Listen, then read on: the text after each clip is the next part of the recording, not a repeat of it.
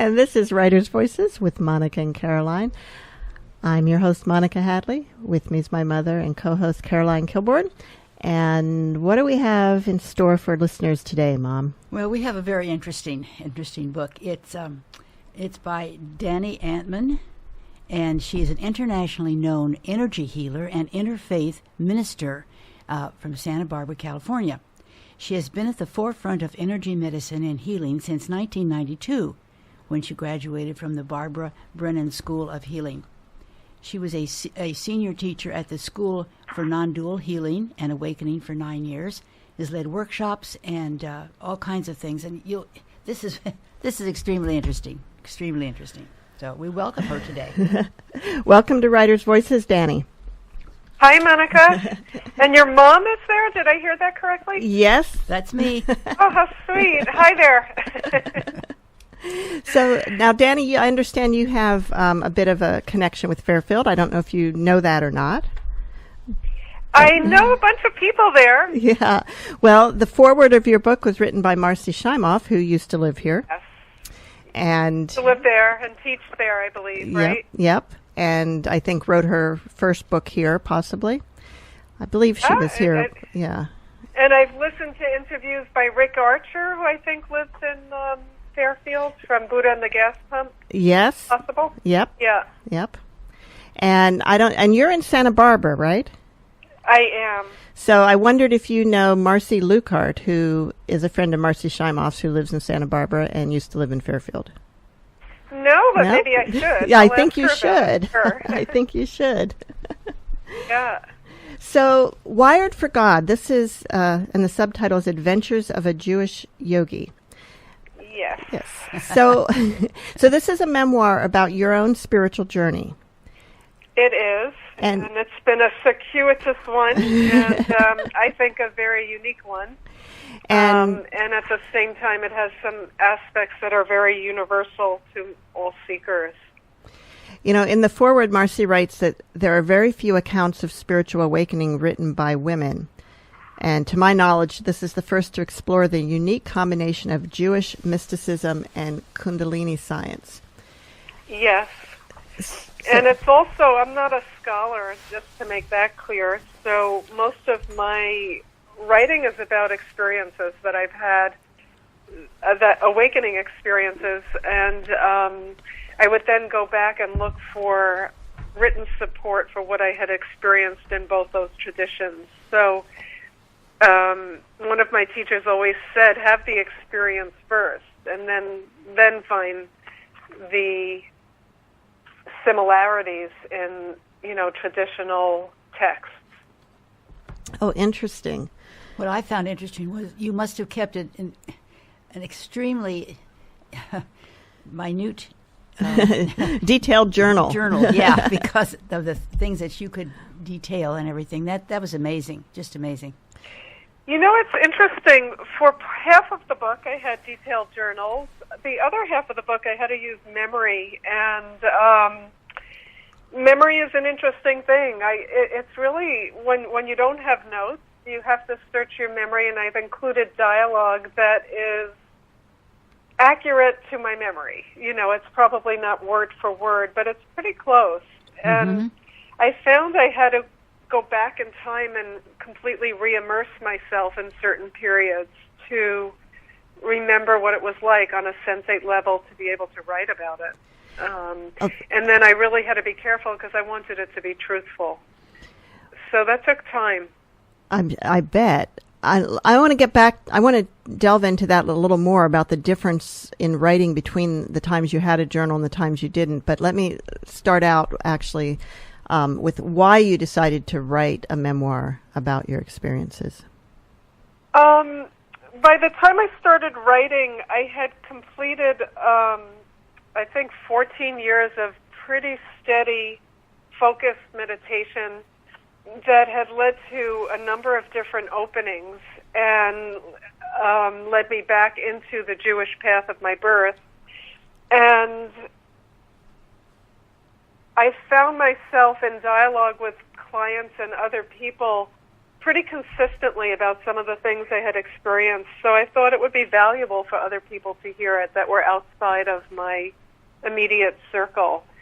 One of the topics I discuss regularly with people on a spiritual path is how to work with the personal process that comes up when you're on a path of awakening.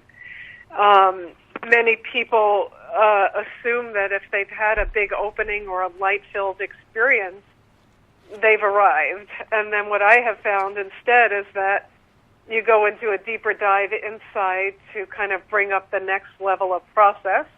So it's a kind of an expansion and then a dive in to a kind of contracted place to experience whatever shadow is there and then come out more light.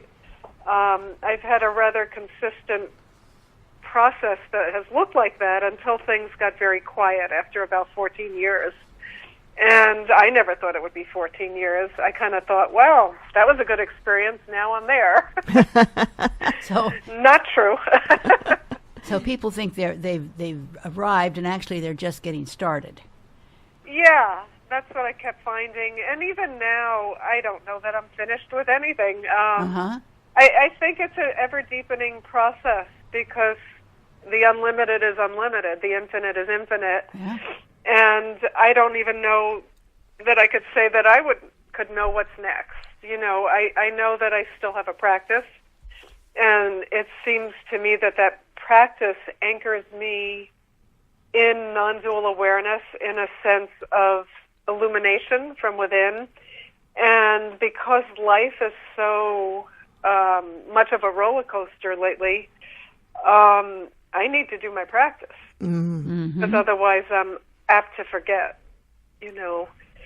And I don't know if you know, but in Santa Barbara we've had first devastating fires and then a devastating mudslide within our community.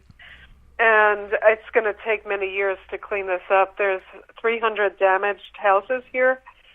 And Santa Barbara is okay, but it's our neighboring town of Montecito where the mudslides were, and we're really one community. And, you know, I feel like I'm living in a trauma field, and if I don't do my daily practice, I get unanchored. Mm-hmm. I saw a photograph this morning that really struck me because I hadn't seen very many pictures. I don't watch the news really, and so I hadn't seen very many pictures. And this guy was walking through the mud up to his thighs, and wow. You know, the mud's up to rooftops in some places. And what's so interesting is it doesn't go on the national news after 2 days. No. And we're barely starting the cleanup here. And it's really going to take years, and it's already out of the news. So it's kind of interesting to observe that when I think about places like Puerto Rico. That's just what I was going to say. I mean, Puerto Rico, the last I heard, still half the people don't have electricity. No. I know, and we don't hear about it. No. And we're not concerned with it. I was thinking so many places on our planet are really experiencing loss and devastation, and people are trying to cope just with daily reality. It's sobering. And then when you're in a situation there where you aren't perhaps directly impacted, does that make it in a way harder? You know. Yeah, you want to be useful. Yeah. So I'm trying to volunteer in certain ways that feel correct for me. There's a bucket brigade, literally hauling buckets of mud. Haven't done that yet, but I'm going to be offering hands-on healing to the first responders on Sunday, free of charge. And, everybody is trying to volunteer because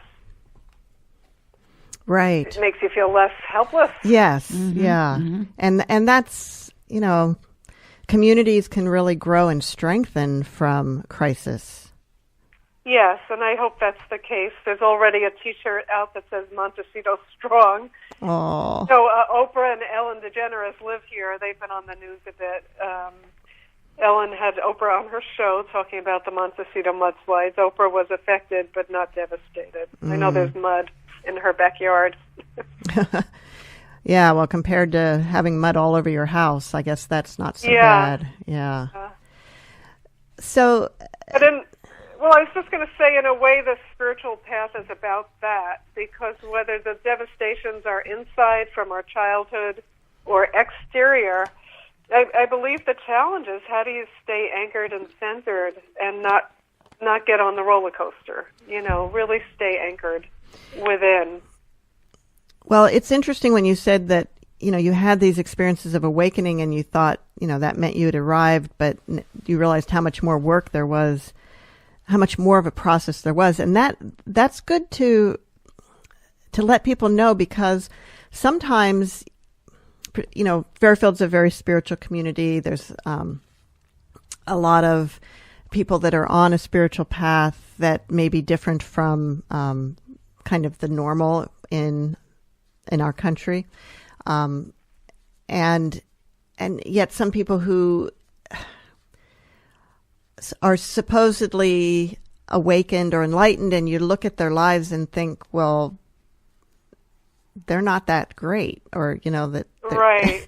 There's still a lot of anger or a lot of... Such a discrepancy, right? Yeah, there's a discrepancy between their lives, how they present in their lives, and how the experiences they said they had.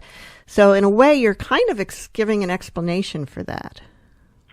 Yeah, and also how the shadow can persist in all of us, really, and stay hidden until it's drawn out in our relationships or in our communities. And, across the board, spiritual communities usually start because of an influx of light or a charismatic teacher, and they don't have a history of working with the shadow parts, and I see that all the time. Same with spiritual healing schools and, religious institutions. And I think we're called to do that more and more, so that the inner and the outer are coherent. If there's a charismatic teacher that's set up to be the all-knowing one, it's a setup for a fall, because as long as you have a body, we all have stuff, and I think part of spirituality is really bringing it into our relationships and our daily life, and to make sure that our actions are consistent with our realizations. Is that part of what brought you back to Judaism, in that that spiritual path doesn't sort of elevate a currently living human to deify them? I like that about Judaism. It wasn't exactly what brought me back, and I also got trapped, in a seduction thing with a teacher early on in my spiritual life, so I was certainly affected by that. What brought me back to Judaism was inner experience, and then when I returned, I really liked some of the things about Judaism, as you're mentioning. First of all, it's set on a foundation of really strong family and ethical values, and also in a similar way to the yogic path, which has karma yogi, where you do good deeds. Judaism is set on a path of mitzvot, good deeds, so it kind of purifies the ego through serving, through selfless service, which is great. But I was kind of surprised, despite my resistance to the religion as a younger person, that there's so much in there that was consistent with what I had experienced spiritually. And also, I was surprised that my inner experiences opened up in a kind of Jewish way. In other words, I couldn't get away from what was already patterned in my soul. And what I've noticed in other people's awakenings is that if their soul had a deep Native American connection, or a deep Celtic connection, or a deep Christian connection, despite the religion, if the religion they were brought up was different, the soul remembers those connections. Wow. And I simultaneously seem to have a connection to other paths, but this one is, I guess, what this soul needed to experience in this lifetime. Well, of course, you know, and everyone else knows, Judaism's been around for a long time, and so they, you know, it's ingrained in the atmosphere, in the universe. Right. Well, it's, you know, Abraham was the father of Christianity and Judaism and the Muslim faith, so there's three faiths. Mm-hmm. And, you know, we're old souls. We've experienced a lot, and we've opened in different ways through different paths.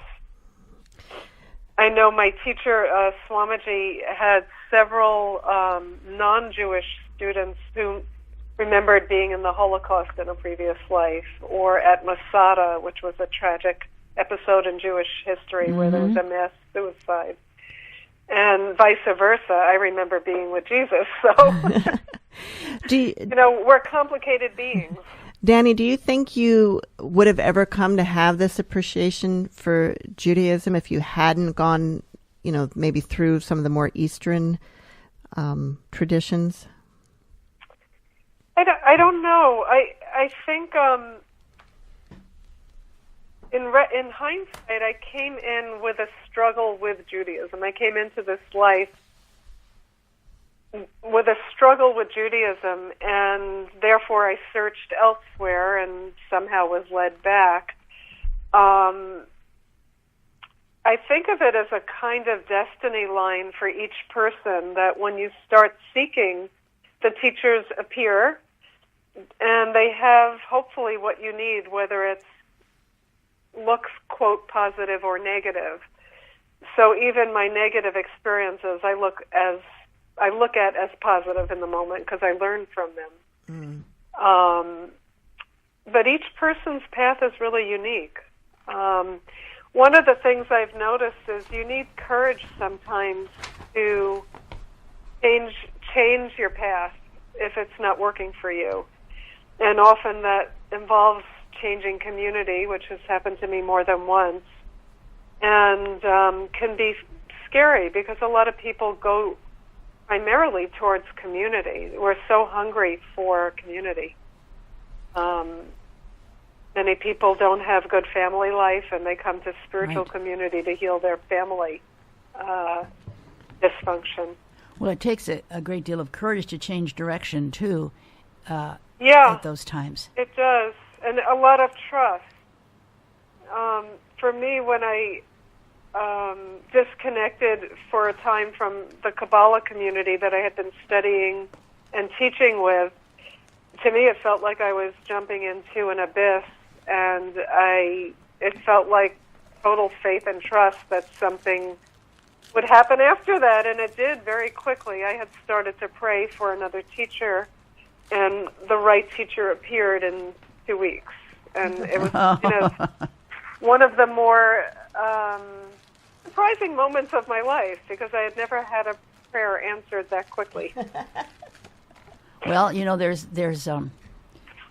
three answers to prayer. One is no. The other is yes, but just wait a minute, I've got something better in mind for you. Oh, I like that. You're listening to Writers' Voices with Monica and Caroline. Our guest today is Dani Antman. Is it Antman or Antman? It's Antman. Antman. I now have a superhero.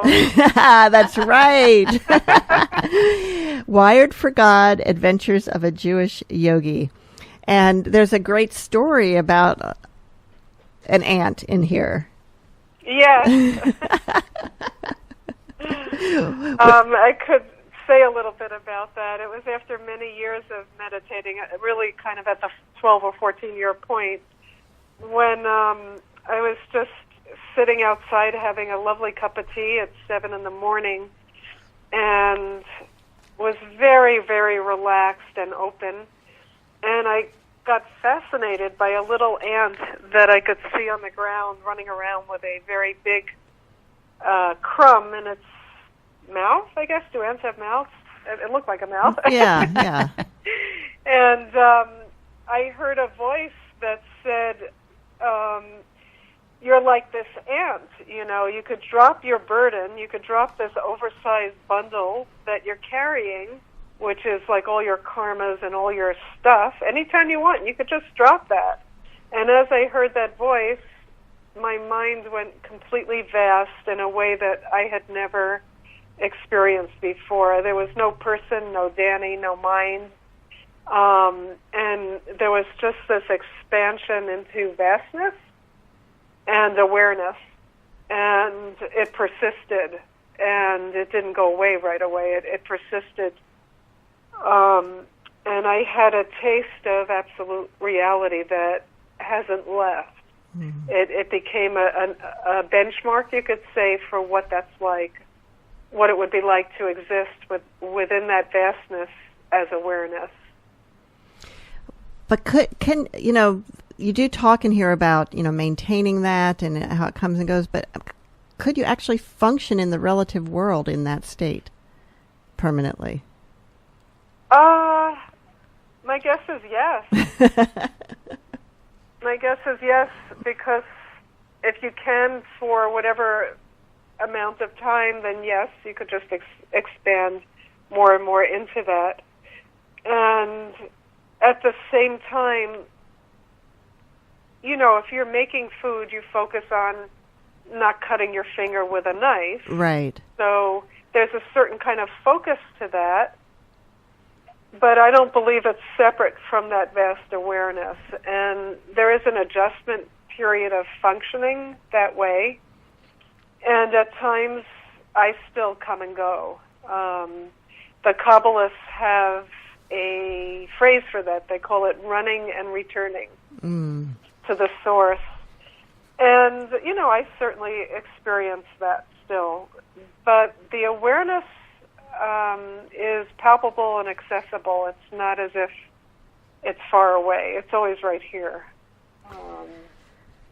Well, Dani, why don't you read a little bit from Wired for God?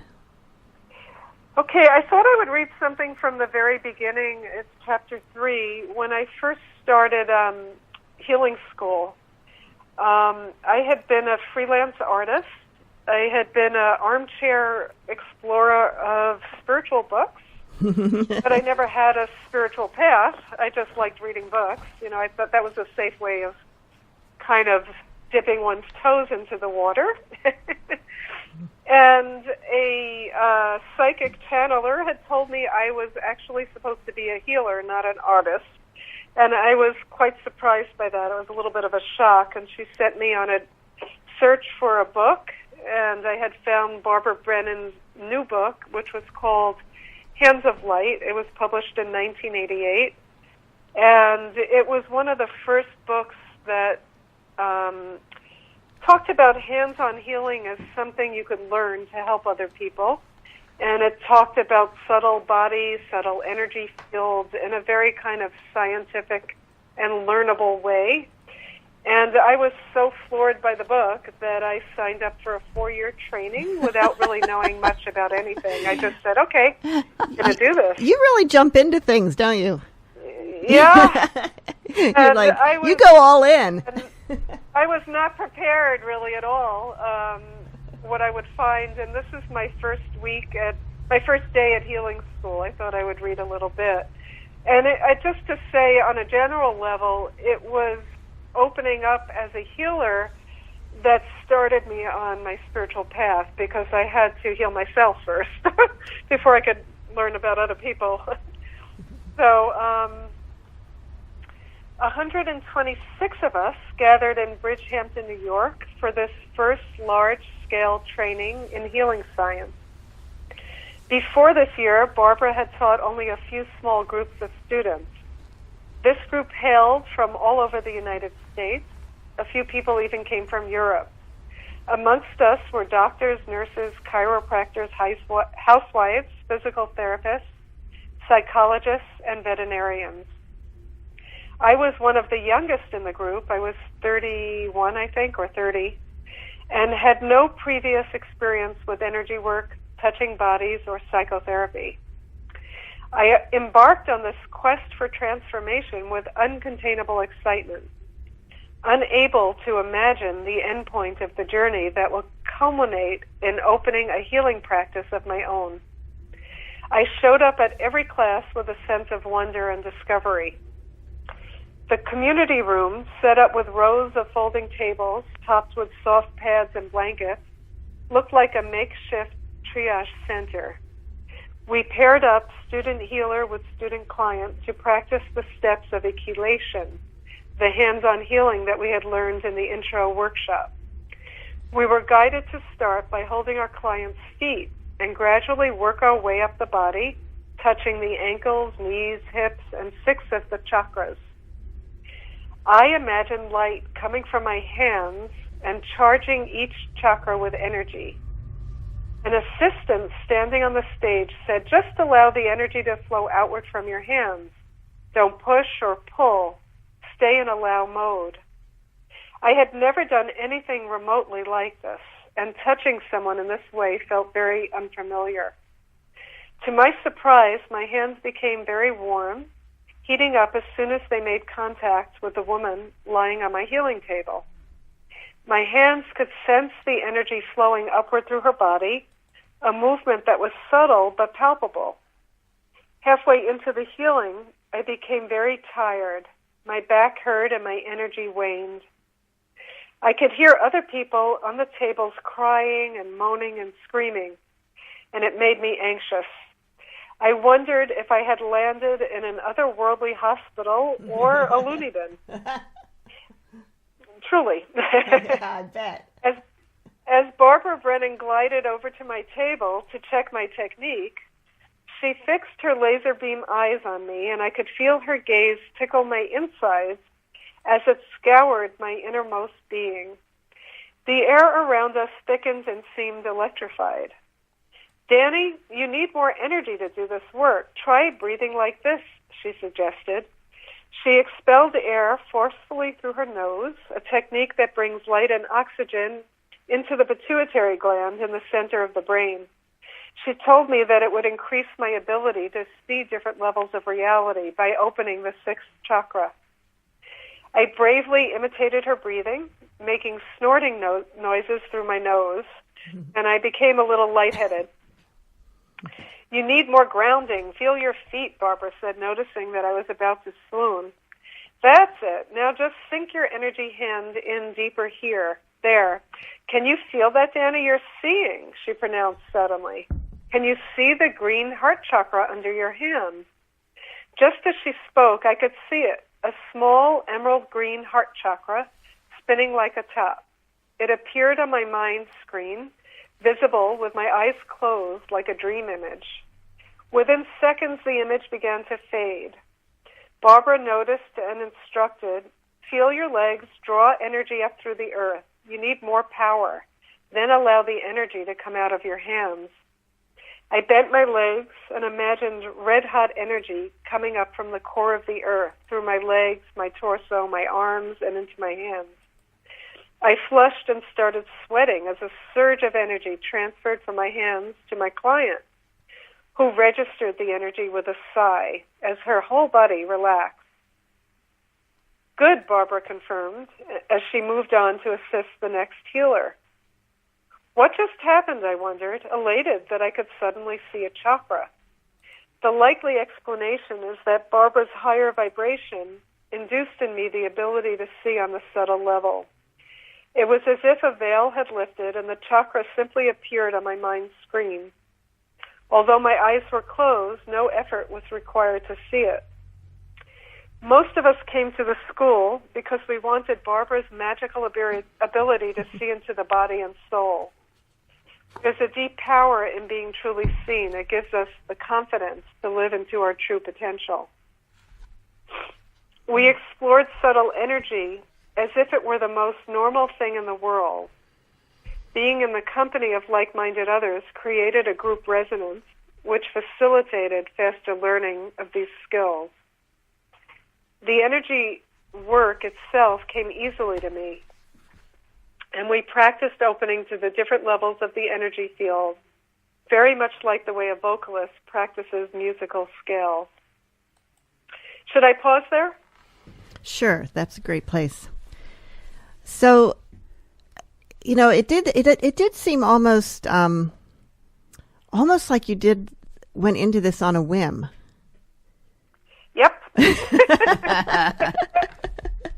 And it became your life's work. My husband was shocked. My family was shocked, and I wasn't shocked. I don't know. To me, it just seemed kind of natural. But people around me were going, "What? What are you going to do?" And you, from this training, you started your own healing practice. Yeah, the day I graduated, I opened the doors. I had a full healing practice in New York City within a couple of months. And my previous career, which was as a freelance artist, stopped, and the other one started seamlessly, which was interesting. So I thought I was being supported by the universe. I thought, okay, people want to come, But I also needed more training, and I've never stopped studying. I have done numerous other trainings since. One of the most impactful one has been somatic experiencing, which works with healing trauma. You're listening to Writer's Voices with Monica and Caroline, and our guest today is Dani Antman, author of Wired for God, Adventures of a Jewish Yogi. So as you develop these different sort of healing modalities, and you do talk about this in the book, how you weren't always sure which one you were going to use with a particular client, but that became really part of your practice. Yeah. How would you know? And are the different healing modalities ever oppositional, or can they work together? Or do you have to choose one or the other at a specific time? I tend to choose one or the other for a specific healing, but with the same person over time, they may have received several different types of healing work. And I tune into the person when I work with somebody, and I tune into my own inner guidance. And I talk with people, so I'm trying to determine, where they're struggling and what the overall belief system is that may be keeping them stuck.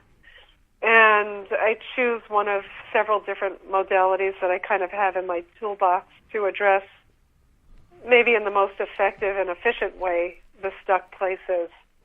And although I don't see the way Barbara Brennan sees, I see or perceive information about their soul, about their auric or subtle body, and about ancestors, different ways of accessing what is going on that's multidimensional and soul-oriented and spiritual. And are the healings, do they help with actual illness? Yes, but I never look at illness just as a separate thing, separate from the soul and the soul's journey. So I work with all kinds of presenting complaints, from cancer to depression, anxiety, trauma, but I always see it as part of the whole soul's journey and as part of the process that's meant to help us open, to more awareness and more spirituality, basically. I kind of hate to ask you this, but do you ever encounter someone who just can't let go and be healed? Yeah. But again, we don't know what that person's endpoint is. And when you have something that's particularly tenacious and it inspires resistance in the person, it's kind of like the pearl and the oyster. That resistance is really the friction that helps the soul grow. So I don't look at my job as to just bust through someone's resistance. I want to be curious about it, and see how it's functioning and why it's there, and how is it both serving and hampering the person. Okay. In Wired for God, you also talk about several of the teachers of healing, or healers who had to deal with serious illness themselves, and perhaps not successfully. In terms, right. and so when you first started, did you think, a healer should be able to be immortal, or at least not ever be sick, not get cancer? Be able to help everybody, and everybody should live. Yeah. And how that had to get revised rather quickly because people died quite early in my nascent career. Not necessarily clients, but friends, and then of course, some clients die. But again, healing is about the soul. So if you look at, I believe there's life after life, and each lifetime that we have is kind of a chapter in a long evolution of awakening for each soul. And we're here to learn. So someone's death doesn't mean that you as a healer failed.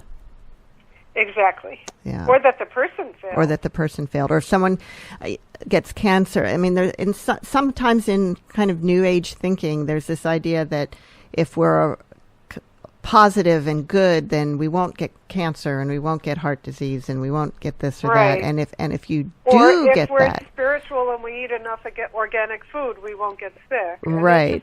It doesn't seem to work that way. It doesn't seem to work that way. David LaChapelle, who was one of my teachers, died of cancer. One of the most spiritual beings I've ever met. Wonderful teacher. And he was as surprised as we were, but,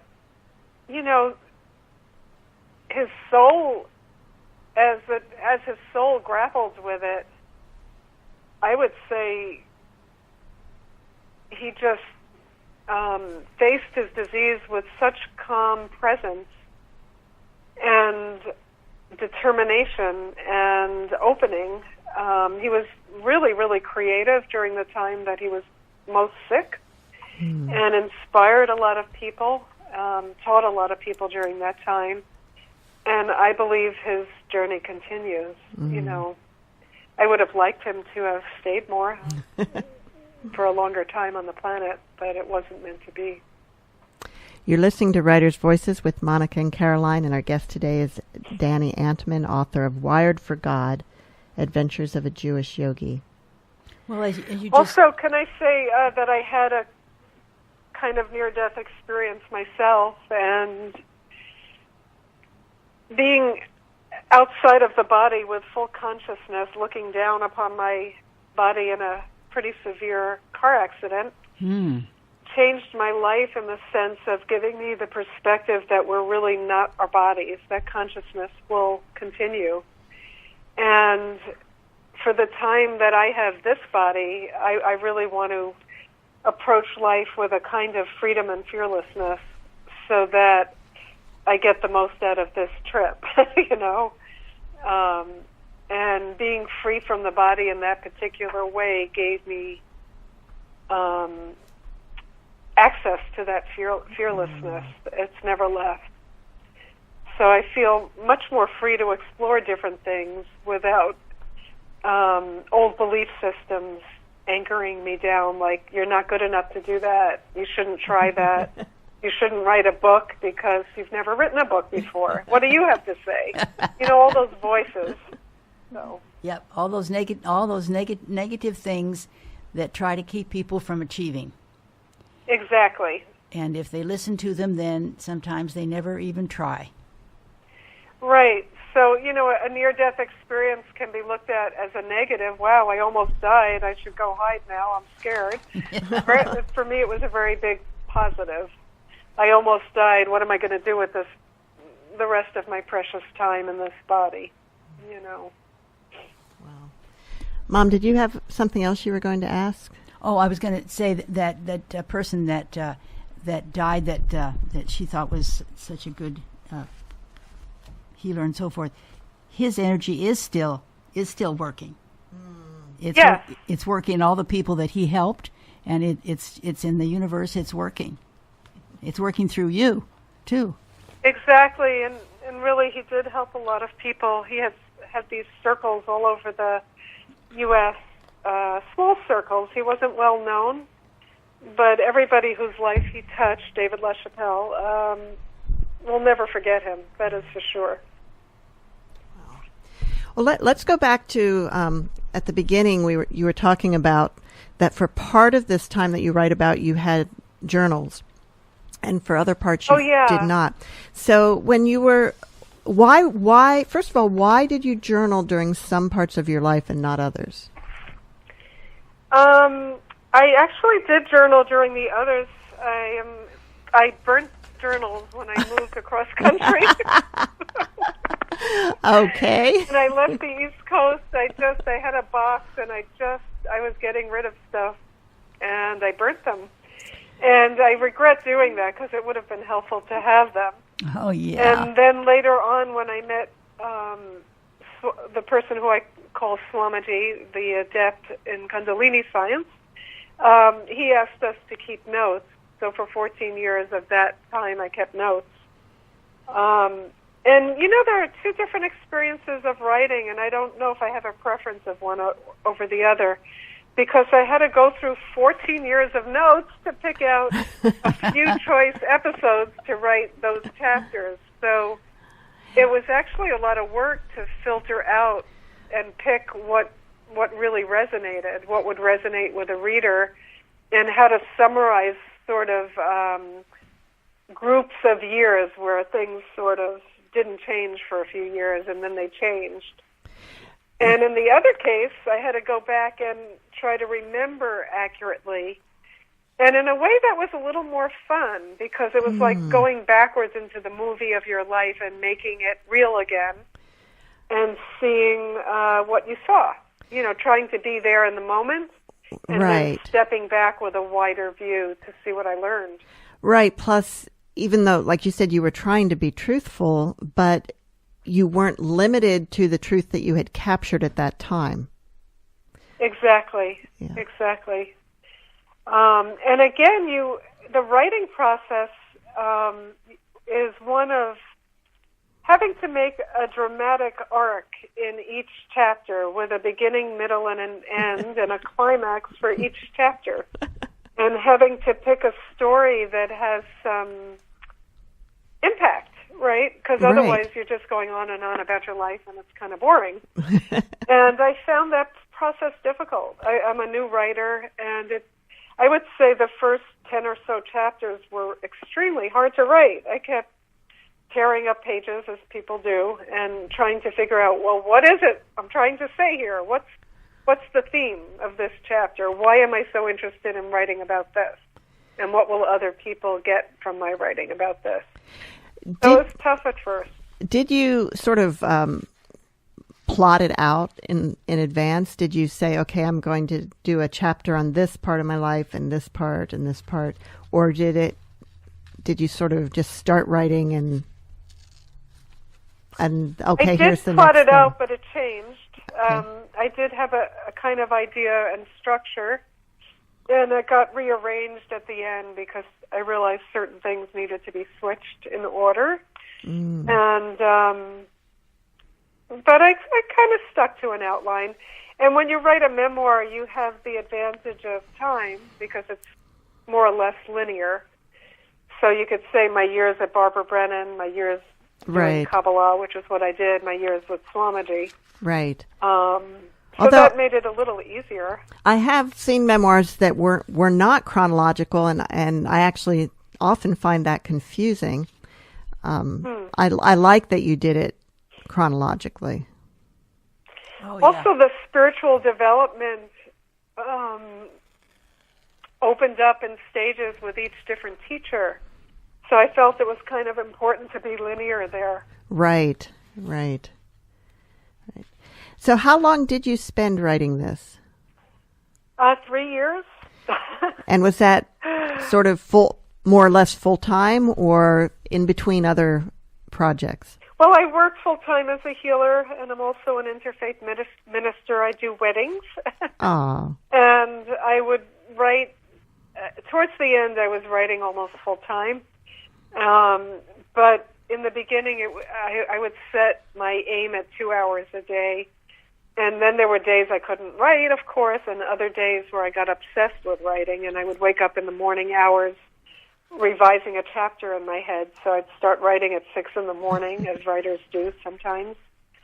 And, I got stuck. I was in a writing class for a few years at Santa Barbara City College where we read out loud, which was very helpful, and got critiqued by the class. And I have to say that was helpful for a short time, and then it wasn't helpful because it took me out of the inner process somewhat with too much feedback. There is a danger with that because if you too much feedback, first of all, if you're getting different feedback from each person, you can end up kind of chasing your tail trying to please everybody. Exactly. And I have to say I disagreed with my teacher about one thing. He wanted me to eliminate any teachings from the book, and I have kept some teachings in about Kabbalah, about Kundalini science. And people have written me that they found that valuable, and other people have skipped some of that. So I knew that it would not maybe appeal to everybody, but I felt that it was an important context for my story, so I kept it in. What was his rationale for thinking you should not include that? That it should be more story, like keep up the story, the dialogue, and that people would not be interested as much, basically. So, to each his own. I kind of stuck to my guns. Now, from the beginning, were you always planning to publish? Yeah. And how did you go about that? There's so many different ways now of publishing. Let's see, who was your publisher?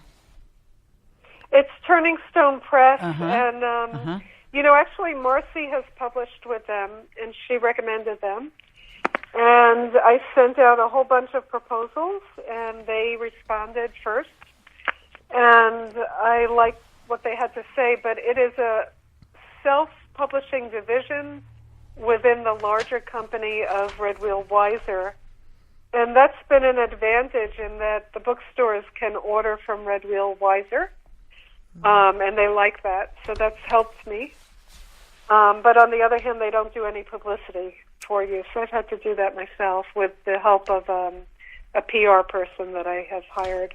Right.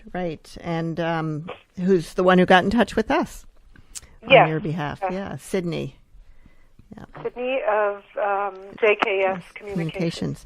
And it does seem like whether you're publishing traditionally, with a small press, a large press, or self-publishing, that there are some great publicists out there that can really help, and they do those three. JKS gets not just self-published authors; they do a lot of other traditionally published as well. Did you, what was your main reason for going ahead with the self-publishing route rather than looking for a traditional publisher? Well, I did look for a traditional one. Nobody bit. I'm not known. I don't have previous books. So it's difficult. There's so many people trying to get published right now. Oh, yeah. I think there's been an explosion of people trying to get published. So, maybe that would happen for the second book, which I think is in there somewhere. Haven't started it yet. So what are you doing with all your free time when you're not writing now? I work. I also did a trip to Israel this spring that was really just such a wonderful gift to self. I felt that I went to certain spots in Israel, the Dead Sea, for instance, and Jerusalem. It felt like a coming home. It was my second time there, but the first time was 30 years ago, and I wasn't as open as I am now. Mm-hmm. And I felt so expanded in Israel. I'd love to go back for a longer period of time. It was fascinating. I have a friend who's going to be leaving Friday for Israel. She is so excited she can hardly stand it. You can't help but feel the spirituality there, no matter what faith you are. It is a very intense place. I bet. Yeah. I bet. So, are you the type of writer who writes first drafts really quickly without any editing going on and then goes back and edits later, or are you the type that edits as you go? I did both, I think. I probably edited each chapter about 12 times. But I did get the so-called shitty first draft written within about a year and a half. And God bless the editors at Turning Stone Press. They were fabulous. And I really needed a lot of grammatical help. After I got the content down to a pretty good place, where I was pretty sure of what I wanted to say, I had a copy edit and then also a content edit, just from the perspective of, does this make sense? Did you forget your timeline? And then even after the book was published, I corrected some stuff that you just simply don't see when you're the writer. Isn't that something? It's astonishing. It's just astonishing. Yeah. And even books that make it to press in big publishing companies sometimes have those errors in them. Yeah, and I went back after the first run and corrected about, 12 more typos. Well, it's interesting. Oh, Lord. Yeah. You can read it, something and you just don't catch it. Yeah. Read it and read it. Yeah. I know. But some were really stupid ones on my part, and some were the editor missed. So Dani, as you were writing, when you were like sort of, like you said, you were looking through journals and finding things that you wanted to write about, did you take some of the verbiage verbatim from the journal, or was it just the jumping off point? Oh, I took some verbatim. When I quote Swamiji or David LaChapelle, those are his words. And with Jason Schulman, the Kabbalah teacher, he has some books out. He has some YouTube videos. They refreshed my memory. And I asked his permission in writing for what I used as quotes. Mm-hmm. It was pretty accurate, I would say. Okay. He reviewed that, so I wasn't misquoting him.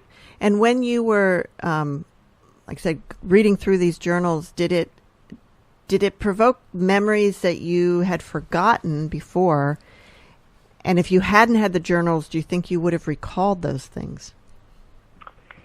Yeah, the journals were very helpful. I had forgotten some things, and for the times where I didn't have the journals, those things are not in my book because I didn't remember them. But I feel like I picked out enough things to give a flavor for the period. Right. In terms of teaching and flavor. There was one section that, as I was reading, really jumped out at me, and it was... Actually, it was with Jason, and it was the part where the two where people were projecting opposite energies. The powerful exercise, and how can you talk about that? Just, we only have a few minutes, but about how your relationships are affected by these energies that you may not even be aware of. Yeah, our conditioning is expressed in all our relationships. So if you were to line up 10 people and approach them one by one, you would have a visceral, energetic reaction as you stood in front of each person. And maybe 80% of that is based on conditioning. Like, this person looks like my mother, and I feel this way about my mother. This one looks like my ex-boyfriend. I feel this way about him. We project all the time. In fact, most of our reactions are projections. And I think our inner work is to clear that conditioning so we see clearly. And seeing clearly is abiding in reality as it is. not making reality the way we think it should be or it used to be. So that exercise, it was with Jason Schulman, I'll just say his full name, who has a school called the School of Non-Dual Healing and Awakening. Its name has changed, but that's what it is now. And, you know, he developed these exercises so we could actually see our projections and be aware of them and start to heal them. And you found that over a period of years that even though you were aware of this, you still reacted to arrogance, perceiving it as love. Isn't that weird? Yeah. True. Yeah. But now I can just go, oh yeah, there's that again. You know, not falling for that one. But it's almost like it's wired in. And, Oh, and then yeah. we have to become aware of it. Yep. So we have a lot of wiring, and including being wired for God. Exactly. That's a nice way to... That's great. That's great. So thank you so much for being with us today, Dani. Wired for God. Thank you for having me. It's been delightful to talk to both of you. Wired for God, Adventures of a Jewish Yogi by Dani Antman. Mom, do you have some closing words for us today? I do. In this vast universe, if you think you are too small to have an impact, try going to bed with a mosquito. And see you next week on Writers' Voices.